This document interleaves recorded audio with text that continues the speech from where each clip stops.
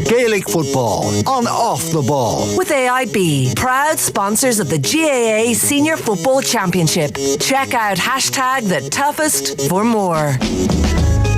Now then, we're turning to GAA. Our dynamic duo are with us. Colm Boyle, good evening. How are you, Joe? Very well. And Darran O'Sullivan, you're very welcome, Darran. Hey, Joe. How are things? Great.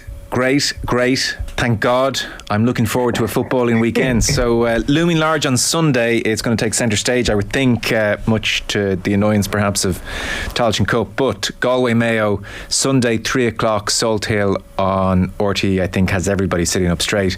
And that is not to mention a bumper Saturday as well. It will start in Páirc Uí Chaoimh, Cork against Roscommon at 2. We'll have Kildare against Monaghan, O'Connor Park 4:45, and then Donegal against Tyrone is at 7 in Ballybuffet, all on GAA Go. Knockout matches are here, not a moment too soon. We had, it must be said, in defence of the group stages, a pretty extraordinary weekend. Won't give out all the results, but in effect pretty much every game that mattered was close. Galway won 12, Armagh 16 points. We had a draw between Tyrone and Westmeath. Cork won 14, Mayo won 11. Extraordinary finish there. Drama with a late Kildare point to beat Roscommon 116 to 115. And then on the Saturday we had Donegal winning away to Monaghan, and Derry took care of Clare on the Saturday as well. So it means in Group 1, Kerry, Cork, Mayo all 4 points. Mayo into a preliminary quarter-final. Group 2, Armagh topped it in the end. Galway 4 points as well. Tyrone 3 points. They could easily have been out. Group 3, Kildare with that win, crucial. So Dublin 5 points, Kildare and Roscommon 3 points. Kildare finished second, Roscommon preliminary quarter-final. And then Group 4, Derry on 5, Donegal on 4, Monaghan on 3. So in terms of the group stages, if we glance back at the weekend just gone, Colin, before looking ahead, the football championship kind of went to touch Russell Crowe and Gladiator, and were you not entertained and all that? I was on Sunday for sure. If not very, very disappointed with the results down in Limerick. Despite all the drama, Joe, if Anthem last weekend just reaffirmed the point to me that the top two have to go through, and I'm coming at it from the side as, yes, there was brilliant drama and I loved last weekend, it was super, and it's just amazing how kind of one surprise result leads to 2 or 3 happening in the one weekend, and maybe even 4 with Donegal beating Monaghan as well. But as a player, like, I'd be looking at Cork. If you go through the groups, like, the reward for Cork beating Mayo is not good enough for me. Like, to jump Mayo in the group, Cork needed to beat Mayo by 3 points, which is exactly what they did. A huge achievement. And if you think about drama, Joe, if that last 5 minutes is to knock Mayo out of the championship, that's actually real drama. You know, not Aidan O'Shea kicking that free to keep Mayo in the championship. That's proper drama. You know what I mean? Aidan O'Shea kicking a free to get home advantage next week. To be honest, I don't think Mayo cared about playing at home next week. To be honest, it's definitely at that stage when you're 6 points down, 6 points up. And I'd say the same for Kildare. Kevin Freely's mark in the last couple of minutes again. If that went wide, does it really matter? You know, they're playing away next weekend. They don't even get home advantage next weekend. And the same for Roscommon. To be honest, if I'm a Roscommon player, I'm probably delighted to get the chance to go to Páirc Uí Chaoimh and play Cork away from home. You know, you play in Hyde Park every second week. They probably train there every week. You know, it's probably once in a lifetime, boys, or a chance for them boys to go down to Páirc Uí Chaoimh. So as a player, the reward isn't good enough for me for a big win like that, finishing second in your group. Granted, it was a great weekend, and this weekend will probably be even better, you know, from that point of view. But I'd still reaffirm the point to me, it has to be the top two going through. So Darran, Colm is basically telling me I have Stockholm syndrome and even a sniff of drama, and like, I'm so grateful, whereas actually we could have had extraordinary drama if we still had the two. Yeah, like, it was funny. We went through all last weekend with absolutely zero shadow boxing, and I was gutted. I was like, what are we going to talk about? But and I was the opposite. I had my whole season turned upside down last weekend because I was there going, geez, there was so much going on. And I had a fella tweeting me abuse during the week. I was too negative. And I was there, well, if I get good games, I'll be positive about it. And I was kind of looking forward to coming on. I was there, I can be very positive this weekend. I can see where Colm was coming from with there should have been more of a reward than a home fixture. I don't know, does it make too much of a difference to a lot of teams? But definitely in terms of drama, this weekend had it. And to the extent that if it was up to you and you were a GAA dictator, you would maintain the 3 qualify from 4 next year? I was dead against the 3 until last weekend, honestly. I was dead against it, but it just, there were so many teams that if it was only 2 they wouldn't have put in a performance. And I think the fact that there was 3, that every team could have gone through, it made such a big difference. Because that is the selling point in advance. There'll be no dead rubbers. Now, we may have 2 rounds in it, where the consequences of losing in round 1 don't feel as severe as they should, but the upside was always painted as there'll be no dead rubbers in the final round. Yeah, and to be fair, there wasn't. No, I don't know. It is a hard one, because the first 2 rounds were hard to watch. There were so many games, and it was very hard to pick out 1 or 2 that were worth talking about, really. Yeah. But then, bar 1 or 2 games this weekend, they were all worth talking about. So it is one of them ones. Like, the 3 of us are on, and we could all have a different opinion. It's always going to be a debate. But at the moment, I think the way it finished, they won't change it. They're going to keep it to 3. Because how can you beat it? Every team having a chance to go through at the end. I know for some teams, the likes of Kerry now, you were wondering, were they just training hard with the expectation that no matter how bad things go, we're going to get through? We don't know. But so I just think shadow boxing, Darren. Yeah, I think so. So supposedly, anyway. I know you're saying we might all have a different opinion, but I just want to say for the record, I have the same opinion as Colm. All right, that's 2 against 1. I don't mind fighting my corner. I don't know. It's a lot. Between the provincials and then this, we really are like we're paying a lot up front for a hint of fun, And imagine we were coming on saying Mayo are out of the championship, Tyrone are out of the championship, Monaghan are out of the championship. It was the greatest day I've ever seen. Yeah. Look, well, I suppose we could scrap the provincials. Well, everyone's agreed on that, except Ulster. I think next year they'll keep the 3. So do I. I think they'll take it. And look, it was a great weekend. Next year, if you get the same again, it'll be up for debate. But I think just the way things finished this weekend, maybe it's papering over cracks, and maybe won't get that same excitement next year. Who's to know? I do think the fact that it was so new, and we actually don't know how teams were preparing for it and how they were lining up games. There was so much unknown. I think next year will tell a bit more. But look, I was definitely in your corner for the fact that I thought 3 teams going through. If you win 1 game, it's not good enough to get through to a quarter final or a preliminary quarter final. But look, I suppose the weekend was so positive. There were so many big games. There were so many dramatic twists. Maybe it just papers over the cracks for me a small bit. Yeah, you're that beaten down now, you'll take anything. To further Darren's argument, I suppose, Colm, another argument you would make if you were tasked with arguing to keep the status quo is, well, by having 3 go through, we now have this extra fantastic weekend which is coming up this weekend, whereas if only 2 go through, we're straight into the quarterfinals, whereas we have this extra knockout weekend that we all get very excited about. That is another argument for the 3, that you get the finale on the Sunday, which we've just had, and you get the weekend upcoming, so that evens out the 2 dodgy weekends up front. And there is that argument, Joe. And for us as neutrals, as supporters, football fathers, it's absolutely brilliant. I'm coming at the angle of a player where if I'm a Cork player or a Kildare player, your reward just isn't there. You should be through to a quarter final. That's where I stand on it. And for me, you can't forget about the 16 games that went before last weekend, which were pretty dab and pretty dire. So, if Anton is as good as last week was, it just reaffirms the point for me that the top 2 go through. But you mentioned it there. We could have absolute 4 belters this weekend, so I'll certainly take them for now for sure. I won't be arguing with it. To continue to glance back at the weekend and look ahead, I suppose Mayo are the obvious jumping off point. They will play Galway, having lost to Cork 114 to 111. I saw Kevin McStay when he was on the pitch at full time, Darran. He said in the interview, look, there's no point feeling sorry for ourselves, we get on with it. Maybe when he saw the draw, he did allow himself a few minutes to feel sorry for himself. This is a nightmare scenario for Mayo. Yeah, look, I think Mayo or Colm was probably saying what he had to say.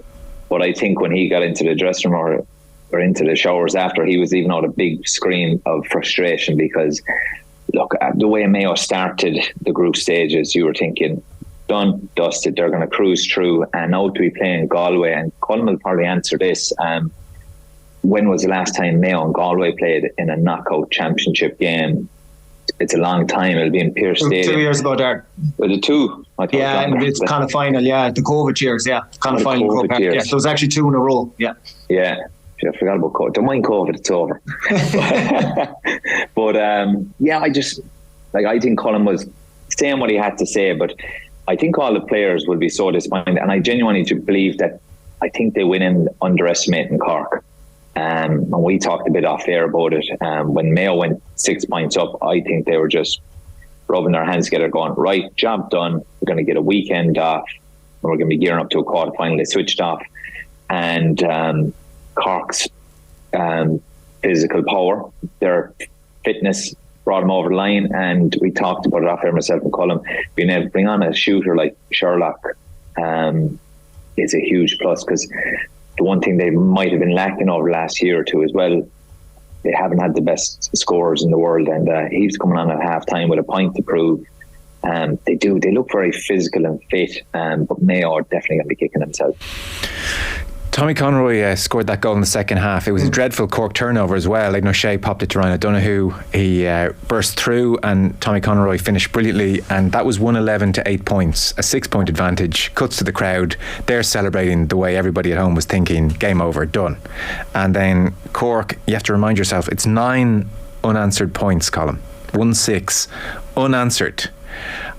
That is so severe that I think a lot of people can write Mayo out of the championship mentally, because that is like, how does that happen? As good as Cork were, and we'll come to Cork. Yeah. From Mayo to ship 9 unanswered points is kind of hard for people to fathom, not to score again. It's incredible, Joe. There's way to lose games, and to lose it like that was very, very disappointing. Tommy scores the goal in the 56th minute. Yeah. I think the game finishes on the 75th. We don't score between Tommy's goal and the end of the game. That's definitely worrying. I think straight away Cork come down from Mayo's goal and get a penalty. Yeah. And from that you could just see there was a bit of belief in the Cork players. But at Mayo, still 3 up, you're just thinking, just slow the game down, work a couple of scores, a couple of shooting opportunities. But it never happens. It just seemed that there was turnover after turnover, and it just led to the bit of momentum that Cork were trying to build. And once the game got level, Joe, really, instead of Mayo fighting back, it only looked like there was going to be one winner. Cork seemed to have the legs. They seemed to have the power, the composure, that they had Mayo exactly where they wanted it. This was probably what they planned all week, what they'd spoken about all week. And in fairness to them, they didn't just, take Mayo to the home stretch and lose it by a point or 2. They finished the job off, which was brilliant on their behalf. But it was worrying for Mayo. And we talked about Darran mentioned Stephen Sherlock coming off the bench there, Cork sharpshooter. I'm sure Kevin McStay must have been thinking to himself with 10 minutes to go, probably should have had Cillian O'Connor in the 26 here. He played a club game the night before for his club, Alan Tubber, and maybe we just needed him coming off the bench with 10 minutes to go, just to give the lads a lift, if nothing else, that we have Cillian, try and work a scoring opportunity. Maybe he might get a score and settle everything down. So, yeah, I'm sure, without doubt, he'll be in the squad this Sunday. Darran, in advance of Cork taking on Kerry a couple of weeks back, we were mentioning an article by Darran O'Sullivan in the Irish Times where he effectively said Cork have underachieved more than any other county over the last decade, that the brilliant success at underage level wasn't transmitting, and you didn't disagree with any of that, and you said in the main, particularly in the latter years of your career, the experience against Cork was, listen, a bit of something out of them for 10-15 minutes, then you break them, then they die off, and that's where Cork are. Do you want to apologise to the people of Cork? Do we need to revisit this? So that was not this Cork. This Cork was not what you were talking about there, that's for sure. I was talking about the Cork of 3 weeks ago. Yeah. No, I think what they have shown on the weekend is the opposite of what I had said, of what Darran was saying. But I was telling Colm as well, I was chatting to a fella who is involved with Munster underage rugby, and they train beside Cork, and the night before they played Kerry, he was saying he thought they were going to beat Kerry. He said they'd be too fit and too powerful. He said he'd never seen training like it. And this fella is involved in Munster rugby, and his family are involved in it for 30 years. And I was a bit surprised by it. I kind of laughed it off, thinking, right, yeah, good man. But they showed in that game that they had a bit of heart. They have a bit of grit, they have a bit of pride. We talked as well. Someone who epitomises it for me at the moment is like Brian O'Driscoll. He was gone from the panel for a while, but he's just stuck in everything. He's unbelievably fit. He's getting around the pitch. He's stuck in every breaking ball. He's winning ball. He's up and down the field. He's chipping in with scores. It's a change in attitude. Like that, Sherlock's coming off the bench to score. You're thinking, should he be starting? Probably, but he probably doesn't have that same work ethic as some of the other boys around him. And yeah, look, Kevin Walsh has come in. I think at the start of the league, we're expecting a really organised Cork defence, and it takes a bit of time. But even from the weekend, just their work rate was off the walls. They never gave up. And look, they've made me eat my words. But we've been saying it down in Kerry for a while. We've been wanting Cork back. We want this bit of a fight. Can they back it up this weekend? They have another tough game against Roscommon. But they're at home, and it'll be interesting to see what kind of crowd they get. The hurlers are gone. The footballers never get much love. But they showed an attitude and a fight the last day that realistically the Cork fans should be going, right, let's get in behind this team, because they are doing something a bit different. And they're very powerful. They look very fit. They're very powerful. And they look hard to stop at the moment. Yeah. I mean, they scored a lot of points, turnovers, running at pace. Colm, were you impressed with them? Oh, hugely, yeah, absolutely. You know, they did exactly what Mayo knew they were going to do. They were going to frustrate. They were going to try and hit Mayo on the counter-attack, score from long kickouts. You know, it was very, very evident they weren't going short from their own kickouts. They were trying to go long, win it, and hit Mayo when they were exposed and open. So they did pretty much what we expected them to do. We knew it was going to be close. I knew it was going to be close. I didn't think Cork could have enough to win it. That's why I'm so hugely impressed. There's a difference between getting close and then finishing the job. And in fairness to them, they absolutely finished the job, which is hugely to their credit. And the confidence that's going to give them now, Joe. You know, this is really has to be the start for them. You know, a win against Roscommon, they have to be looking at this now as this is their moment where they're going to really develop as a team, get themselves back into a quarter-final. From a Mayo point of view, we touched on this after the Louth game, and to be fair, it's been a consistent criticism of Mayo for some time now, is their inability, I suppose, to routinely break down a very packed, organised defence. Paul Flynn did a great piece on the Sunday Game highlight show, and he pretty much just took an example which demonstrated the point perfectly. And in effect, he was saying the Mayo structure for breaking down a packed defence is actually pretty good. It's textbook. They have men across the full forward line. They have men out on the touch line. It's nicely spaced out. They're in a position to do something. And instead, though, of really probing down each touch line and therefore dragging the Cork sweeper or sweepers in the middle out towards that touchline for fear of a goal chance happening, and then quick switch inside, runners through, or find your gaps from that point on.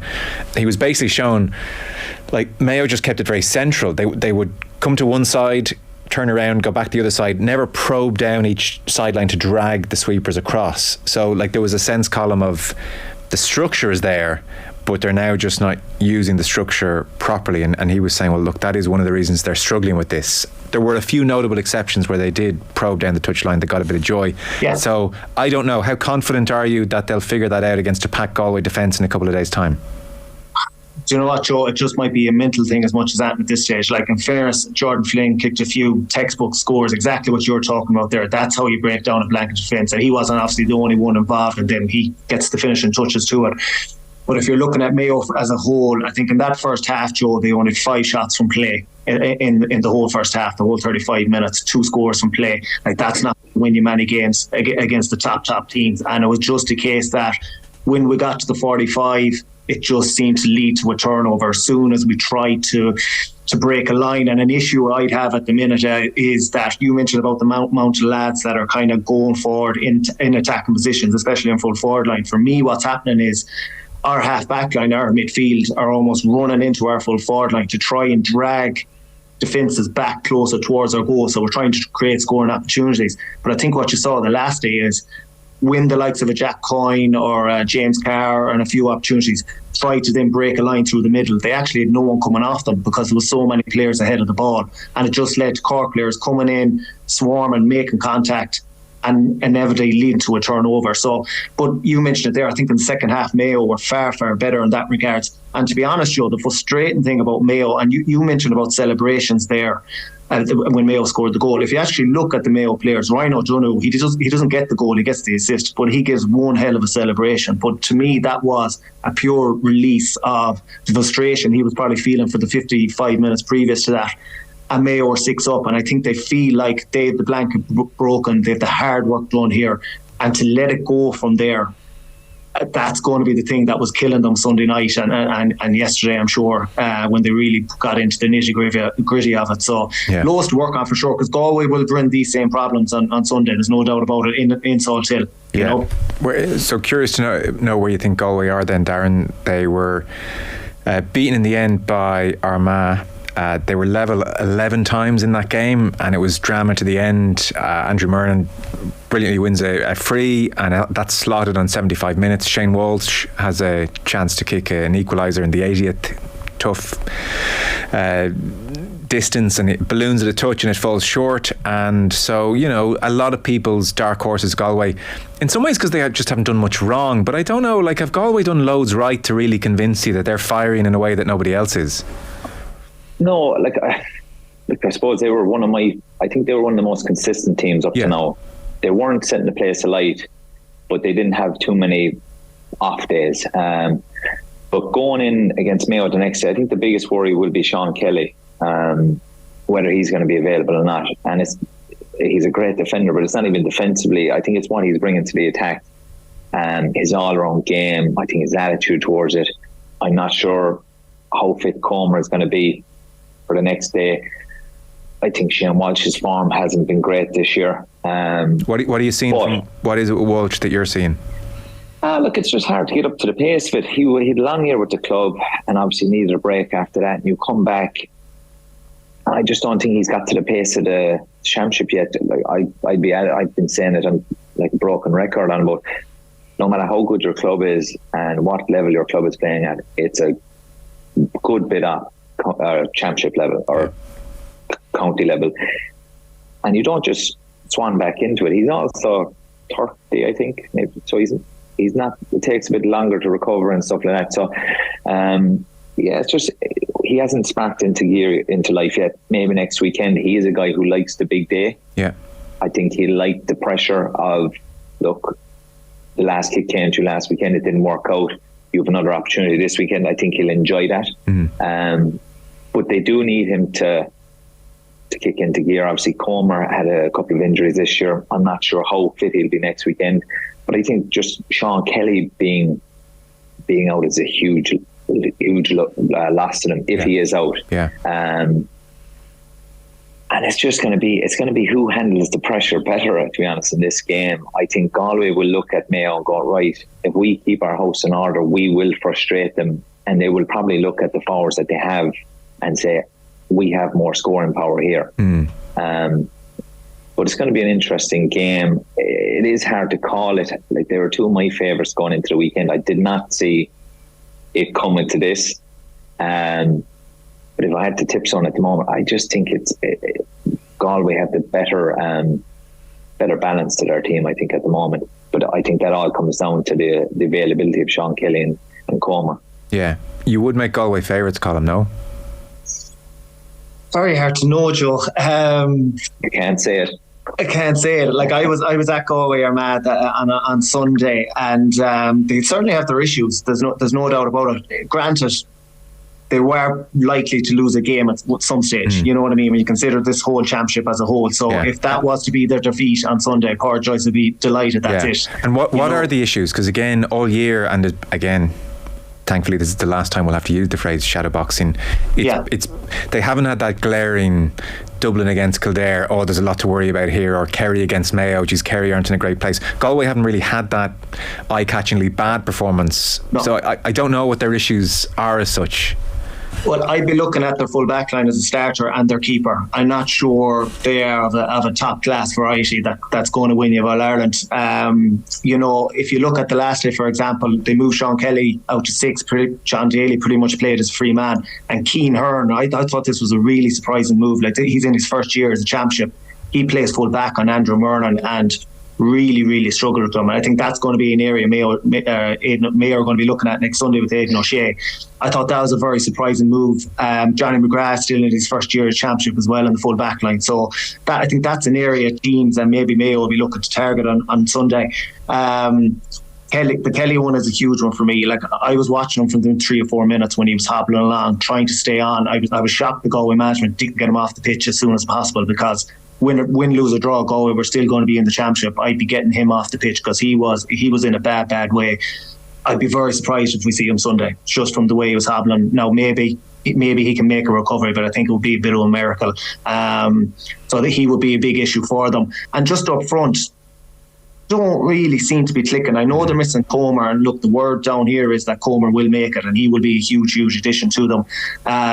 But just Ian Burke, Walsh, Tierney, Cook. I thought Tierney and Cook were actually quite good the last day, but it doesn't all seem to be clicking together. McDade is their weapon, really, coming from midfield, and obviously Kelly from the back. And I was shocked really with Armagh the last day how they didn't have them two boys targeted from early on in the game. Them boys had the freedom of the park in the first half.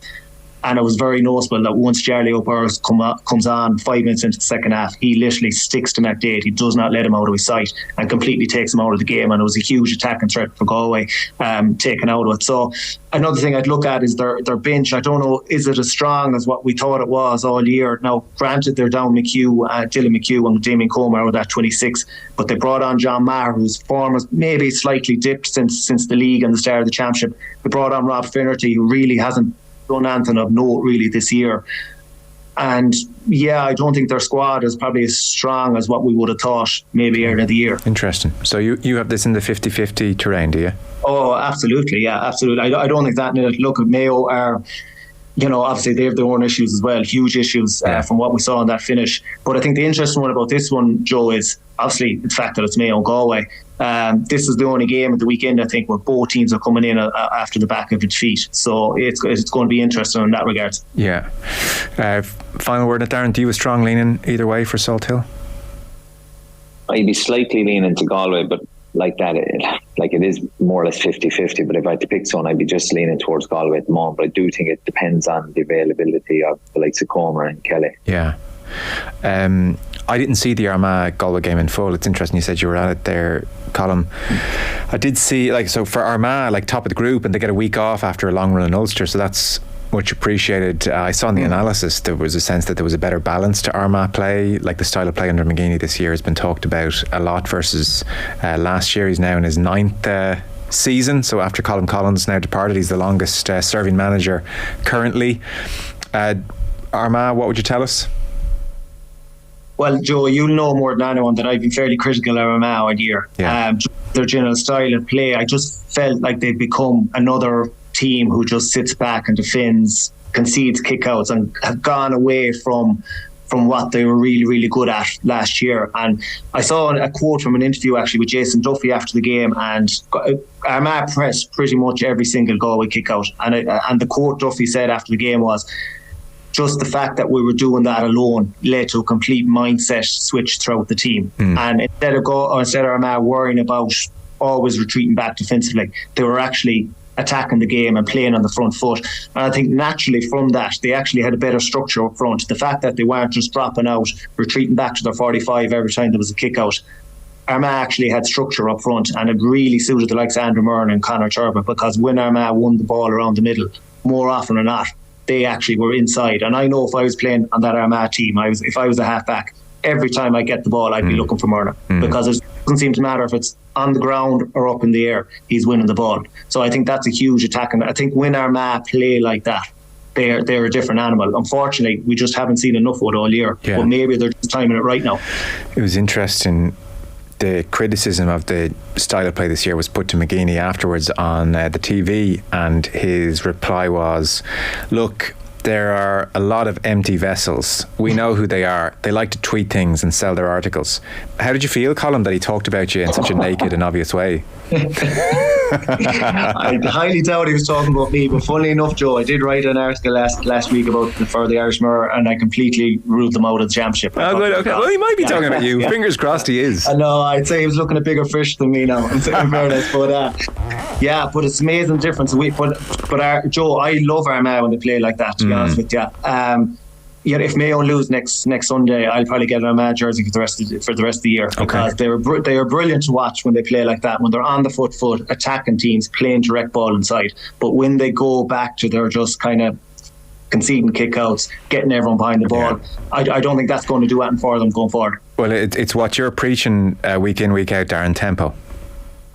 Yeah, you add pace. I actually thought in all the games I saw, even the games I only saw clips of, there seemed to be a lot more kicking in it, and it just sped up the pace of the game. I think it's hard to get bodies back, and as Colm was saying, they put in a lot of ball the weekend, Armagh, and they have brilliant forwards, great ball winners, and it makes it look easier. And you're watching it going, why don't you do this that's the frustrating thing about them.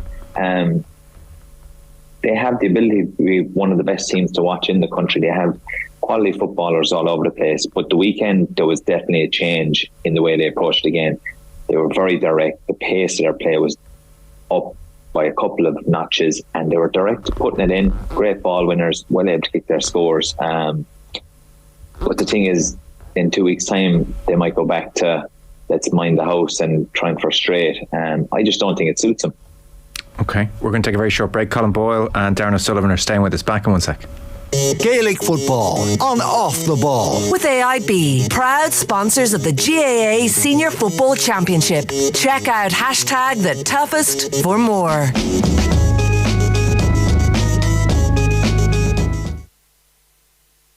Gaelic Football on Off the Ball. With AIB, proud sponsors of the GAA Senior Football Championship. Check out #TheToughest for more. Now you're welcome back. Darran O'Sullivan and Colm Boyle are with us. So we've talked a little bit about Galway and Mayo. Also at the weekend we've Cork Roscommon, we have Kildare against Monaghan, and Donegal Tyrone as well on the Saturday night. To get a sense of Kildare and Roscommon, then I'm curious. It was very interesting. Both Kevin Feely in the RT studio and Ben McCormick, who was excellent and player of the match in his interview separately, they both talked about being very aware of the criticism of Kildare, and Feely was saying really good performance against Mayo, and we thought that was going to be our baseline, and then we didn't see that across the championship, so we were very keen to try and deliver something. And in fairness, they did. They beat Roscommon by a point. Feely's catch and kick, the winning of the game. Darran, Kildare are the mark kings. 5 scores from marks. Yeah, look, I think Paul Flynn actually said it on the Sunday game as well. He's all for the mark when he's playing club football, but he's not forward in the county game. And I can see why he's forward in the club game, because I like it myself. But when you have players that can kick like Kildare do, because they have very good kickers and they're big, strong men, if the rule is there, you need to use it to your advantage. And it's hard to believe that a lot of teams don't use it as much. But it was definitely a plan by Kildare the weekend. And as I said earlier, there was a lot more kicking the weekend, and it just encourages the kicking. And like a lot of the marks you see, right, Kevin's one at the end was an unbelievable catch, but a lot of the marks are one into the stomach. Even a man my size wouldn't have to jump too high to get a few of them. So yeah, they played it brilliantly. And look, if you have fellas who are comfortable kicking frees and are comfortable under the pressure of it, you have to start using it, and to the free shot. But yeah, I'm all for it. If it's the rule is there, you need to make the most of it. And I'd rather see fellas calling for marks than be back and forth, hand passing the ball across the pitch all the time. Yeah. Would you keep the rule, Colm? No, I'm completely against it. If it was to stay a mark inside the 21, like Kevin Feely's mark is unbelievable. That's if you want to keep it, you're keeping it for the likes of that. Yeah. Brilliant ball in, super catch. It's inside the 21 or thereabouts. But these marks where they're just a little pump pass, and I don't know if you saw Cavan down in the Tailteann Cup semi-final or quarter-final on Saturday evening. but there must have been 6-7 where it was just a 15-yard punt to a fella pretty much standing a yard or two inside the 45, yes, and he's collecting the mark. That's not for me. You could actually physically hear the groans from the crowd as it was happening. Cavan had obviously worked on it and saw it as an opportunity, and why wouldn't you if the rule is there? But I've been completely against it from day one. I think it's actually leading to less goal opportunities, and I know there's mass defences and all that go with this as well. But if you're playing a ball into the top of the D, and Darren, you'd know this, you were brilliant at running off lads' shoulders. What's the likelihood now of a guy popping the ball to you if you're coming off his shoulder? He's taking the safe option and putting his hand up, taking the mark. So I think it's actually leading to less goals, or certainly less goals opportunities. Yeah, that's an interesting way of looking at it. Yeah. So Kildare beat Roscommon by a single point and end up finishing second after like just this kind of cloud over their season thus far, and they will play Monaghan 4:45 O'Connor Park. Monaghan beaten by Donegal by 2 points at Healy Park. So give us your read on what we're going to get from Kildare this time around. Is this like a line in the sand from the weekend? And equally then Monaghan as well, I presume, Darren, you make favourites.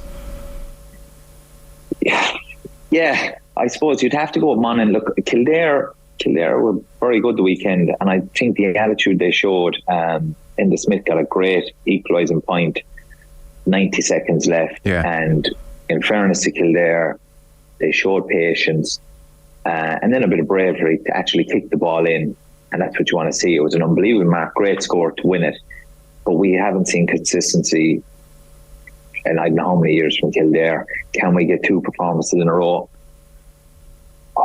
I'm not too sure. I think if they do bring it, they have plenty to get over the line against Monaghan. But Monaghan, like, I'm sick of writing off Monaghan. Every year I write Monaghan off at the start of the league, and they prove me wrong.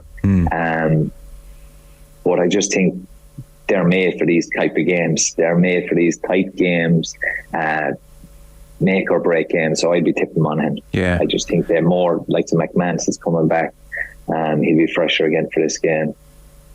Just think they have more about him. I think they have more players and more experience for this kind of game. Colm, I'm a sucker for a nice interview, and I watched the Kevin Feely interview and I thought, God, he seems like such a great, smart fella, and he's saying all the right things. You know, this is a good group after all. You take it all back now, Joe, what you said earlier. And look, Feely, what a player he's been for Kildare. Had huge injuries, obviously. I think it was Achilles tendon snapped that last year. Comes back from that, and what an addition he's been. I actually think Kildare will win this game on Saturday. And why? Not based on much, only for maybe this is just the kick they need. Yeah. And this famous word we use in the GA, momentum. If you're looking at the two teams, Monaghan probably very disappointed with their performance against Donegal. Kildare now, they have to be, if you're going back as a Kildare player training tonight, you have to be pulling in as a group and say, right lads, come on, enough of this now over the last couple of years. Let's actually push on now and do something in this championship. Let's get a win. They're not at home, but you know, they're in, is it Tullamore, I think? Yeah, O'Connor Park. O'Connor Park. Let's go to Tullamore now, get a win, get ourselves to a quarter final. You know, not just win a game and take one step forward and then 2 steps back the way. So on that basis, I just think Kildare might have the bit between the teeth. Just even the way they won the game last weekend, you know, they had 13 men at one stage during the first half, and then they win it with the last minute score. That can just give a bit of an extra bite to them this week. They might carry that through to Saturday, and if they do, it might be enough to win it. I think what's so exciting about this weekend, aside from the knockout quality, is that these are all very hard games to call, and like that applies to Cork Roscommon as well. Darren, after your apology in part 1 to Cork, are you tipping them now to beat Roscommon? Yeah, it's a hard one. I've always had a good time for Roscommon. I think they're a tough team to play against. They've unbelievable characters in their team. I think they're one of the few teams that can actually balance the running game and the kicking game, and they can actually mix from one to the other really well throughout games. But I think it's going to be an interesting one. But Cork, they're a funny team, and when they have confidence, they're very dangerous. I wouldn't go as far as say I'm tipping them. But similar to Kildare, do they have it in them to do a second week in a row? I do think the win over Mayo will have taken it out of them. I think it's very hard to stay at that level for a couple of weeks in a row. It was a huge performance mentally and physically. I'd say the relief of getting over line and beating an All-Ireland contender is huge for them. can they get back up to that level, show that same level of intensity and respect for Roscommon as they had for Mayo? I'm not sure. Right. Is that a hard that's a hard thing to do then, obviously, because like I totally accept we're talking about amateurs and they're in work all week and there's an emotional component to all this as well. On the other hand, I do think, well, they're super fit and like I'm looking across the water. Admittedly, it's a different stratosphere of kind of sport, but I mean, I'm watching elite teams play Champions League on a Tuesday, Wednesday, another big game Saturday, repeat Tuesday. They get themselves back up, won't they? No, obviously not if you're concerned. Yeah, look, we'd have always said that we train really hard and the boys are training even harder and always going to a new level, but just seen a lot of injuries this year. Little niggles, fellas missing the odd game here, having to sit out games, and you're going, it's only every week. But I do think it's the getting up, going to work the next day, whether you like it or not, you can't stay in a bubble for 10 weeks. You're going to be meeting people at all. It is quite draining. Cork lads will have a great week. There'll be fierce pats in the back, but you kind of want to get into your own circle there as well. It is hard to stay. I do think it is quite draining, whether it's a big win or a big loss. It can be draining mentally, and that takes out you physically. So it is going to be a tough one. I think the fact that it's home will help Cork. Yeah. And if they can get a good crowd there, that will make a big difference in the last 15, 20 minutes, where they have been strong in the last couple of games. But it's all going to come down to their attitude to Roscommon. I think it's easy to get yourself up for Mayo. Mayo are hotly tipped this year. They might be, and they have done it before, got ahead of themselves and fall flat. And I just think Roscommon are a very difficult team. They always have very solid players who continue to perform, the likes of the Smiths, the Murtas, and the Dailies. They continuously perform year after year to a very high level. So it's a hard one. I'd be leaning towards Roscommon. They've been consistently better than Cork for a number of years. They're Division 1. They stayed up this year. They had a good year. You'd have to go with them. Okay. Where are you, Colm, as Darran continues to disrespect Cork? The good news for Darran is I don't think Kerry can play Cork in a quarter-final, so he's still saying what he wants about them. My views on Cork, and it's kind of similar to Kildare against Monaghan, but if you look at where both teams are at, and obviously we've praised Roscommon hugely for the year so far. They've had a brilliant year if you combine the league and the championship. If you look at this group format, brilliant display against Dublin the first day. Average enough display against Sligo. It took them probably 60 minutes to get through that game. Not great again the last day. Maybe their form is just wilting a small bit. Why, if you look at Cork, bet loud first day out. Really good performance against Kerry, where they're pushing hard right at the end to win that game, and finish by far the strongest team against Mayo and win that game by 3. So maybe it's actually Cork coming into this game on form rather than Roscommon. They have the home advantage, even though I'm not sure that counts for a whole lot. So maybe I mentioned about Cork or Kildare boys putting themselves in at the start of training and saying, now boys, this is our time. I think you could probably say the exact same for Cork. They're trying to make a breakthrough. I think they're probably not going to get a better opportunity than this Roscommon at home in a free-lane game to get to a quarter-final. That famous word momentum, I think I'm going to back Cork on this one and think they might take Roscommon out, The game at Healy Park then, to round things off on Saturday evening, it's just so interesting. So it's Donegal, Tyrone. Donegal have rebounded from like a shocking league where things looked very grim, a really poor Ulster showing, acrimony at county board level, just a sense that this year was a complete write-off. They beat Monaghan at the weekend and they find themselves in this quarter-final now, this preliminary quarter-final. And then Tyrone, who certainly a month ago, if not still the case, even though they've been patchy, the sense was, well, come business end, the team from Ulster you would bet your life on to do something would be Tyrone. When all the kind of the fluff is gone and it's left to the real stuff, Tyrone will come through. And yet against Westmeath, they could very easily be out of the All-Ireland now. That game was their season in a microcosm, patchy. Like when they're good, they're good. When they're bad, you kind of want to give them a shake and say what's going on. So I don't even expect you to be able to preview this. I don't know what the hell is going to happen really. I just know it's going to be it should be a good game, very interesting game. Again, what's your reading both, Darran? Because that's how I'd characterise it. Yeah, I think Donegal are going in with a free shot, and I think that's been the case for the last couple of weeks. Nobody's expected anything of them. they're in turmoil. It was a matter of just writing off this year and let's reset and start again in 2024. And Tyrone, and I don't know, is it because of past teams or whatever, you're expecting just to kick on. But they kicked 18 points the last day, which is great shooting. But they also conceded 18, which is just not Tyrone. Yes. And I think that's been the issue for most of the year and last year as well. They're just not as mean defensively as they were. And that does feel, without oversimplifying things, like they know the right systems to play. They have a management team who know what it takes to win in All-Ireland. It just feels, and in light of all those players who left the squad after they won the All-Ireland, it just feels like they don't have that meanness in attitude. Yeah, and like I've mentioned it before, sometimes when you win in All-Ireland, you lose your edge. Yeah. And that happens. And it's how can you get it back? And a lot of it is when it comes down to football isn't that complicated. Like a lot of it does come down to, are you willing to put your body on the line for the guy next door to you? Are you willing to just put your body on the line for the team and stuff? And sometimes you're less willing when you've already got that medal in your pocket. Whereas fellas who are chasing it for the first time or trying to prove a point, they're willing, they don't even see danger, they just put their head in. But since Tyrone won All-Ireland, that meanness is gone. Yeah. That life or death defending is gone. That covering for each other has gone. And that's why they're shipping scores as freely as they are at the moment. Look, no one's going to question the talent they have.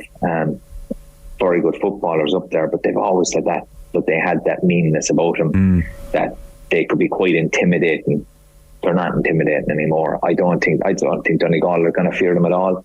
They're going in, as I said, with a free shot, and the likes of McBrearty come back from injury, get the next couple of minutes. I'd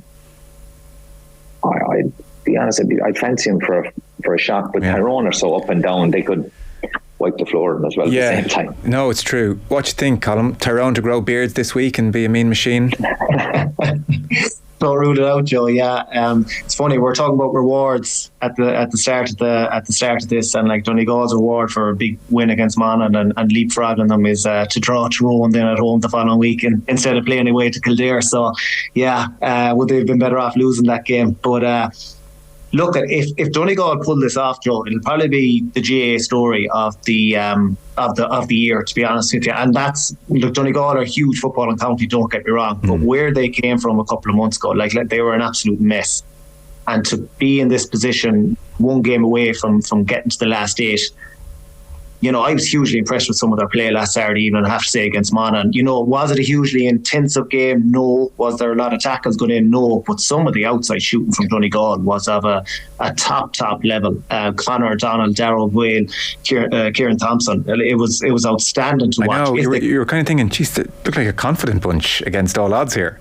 Yeah, and you're kind of thinking, where has this come from? You know what I mean? But I was very impressed with them against Derry as well. I know we spoke about this the day after. I was very impressed with their attitude against Derry. They didn't just sit back and let Derry come at them. They actually had a go at Derry. And I think even the belief that gave the team, you know what I mean? They played some good football. I think they're moving the ball a lot quicker when they do get it. And they seem to be kicking the ball a bit more. It's not just all head down, solo.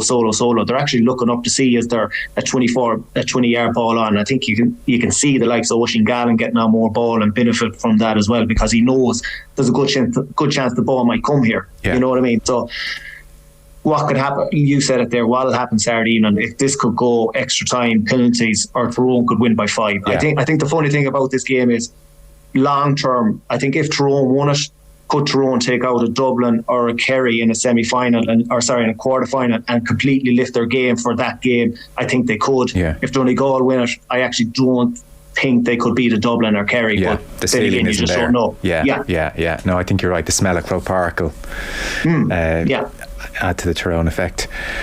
Fellas, this is beautifully set up. It is late June and football has broken out, so thank you so much. We will talk next week and make sense of what should be a brilliant weekend. Colm Boyle, Darran O'Sullivan, appreciate it, fellas. Thank you.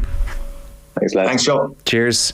And should remind you as well, Gaelic Football on Off the Ball is in partnership with AIB, proud sponsors of the GAA Senior Football Championship. You can check out #TheToughest for more. Gaelic Football on Off the Ball. With AIB, proud sponsors of the GAA Senior Football Championship. Check out #TheToughest for more.